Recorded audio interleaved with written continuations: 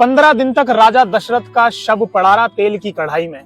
पास में एक पुत्र नहीं है जो अग्नि दे दे साहब, क्योंकि प्रकृति को बिल्कुल फर्क नहीं पड़ता कि आप ईश्वर हैं या ईश्वर के पिता हैं। प्रकृति तो आपके कर्मों का फल आपको देके रहती है साहब। ये राजा दशरथ कौन है? साधारण है क्या राजा दशरथ?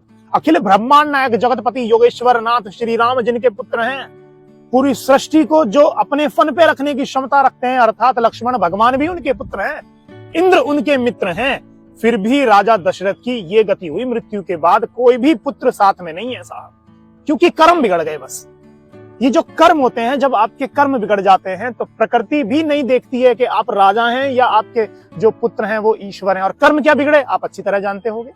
दूसरा उदाहरण है भीष्म पितामह का। कितने दिनों से बाणों की शैया पे लेटे पड़े हैं। भीष्म पितामह कौन है?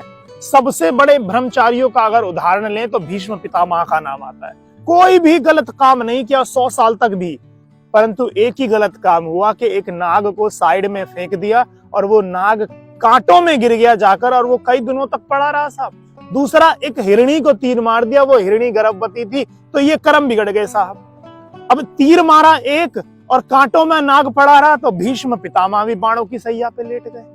आपके कर्म जब तक बिगड़ते रहेंगे, ये प्रकृति आपके प्रतिकूल ही काम करेगी, और आज नहीं तो कल आपके कर्मों का फल आपको मिलके रहेगा।